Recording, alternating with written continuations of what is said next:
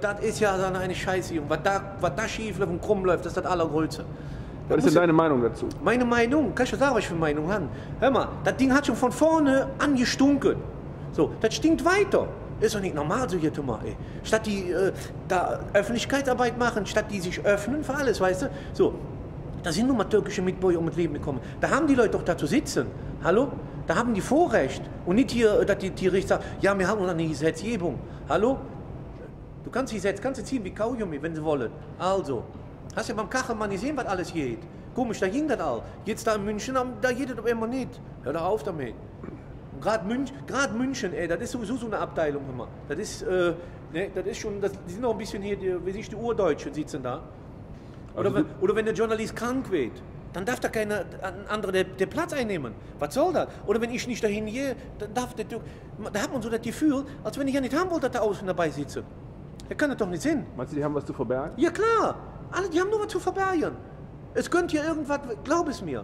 Ich sag ja, das alles hat gestunken. So, das ist alles Politik, nur Politik, glaubt man das. Und die Regierung macht das weiter. Glaube mir. Und meinst du, warum der Prozess in München ist? Also du meinst, dass diese rechte Energie bis in die Glaub obersten es Kreise... mir, 100%ig, das geht bis in die obersten Kreise, glaub es mir. Das kannst du mir glauben. Hör mal, da müssen meine Hämorrhoiden aus dem Arsch wegfliegen, wenn das nicht stimmen wird. Läuft man da? Will ich mir die Hand abhacken lassen? Nein. Da kannst du dran führen, dass die Leute so denken, dass die Presse so schreibt. Ist doch normal, ist doch logisch.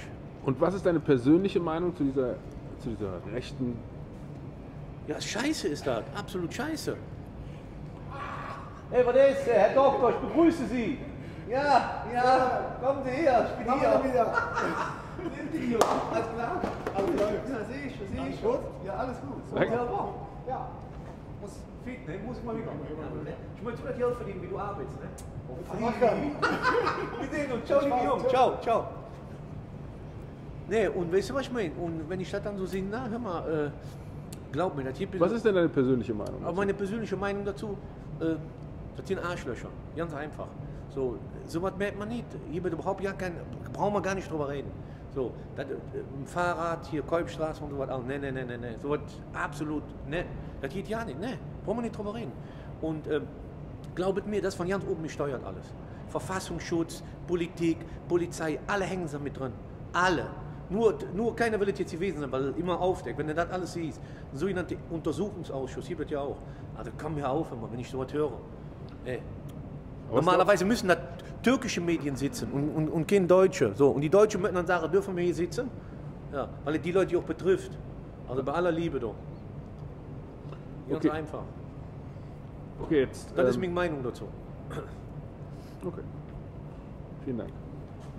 Wie Dank? Warum bedankst du dich dann? Im Namen des Publikums sozusagen. Ach so, ja, ich auch. Ich danke auch.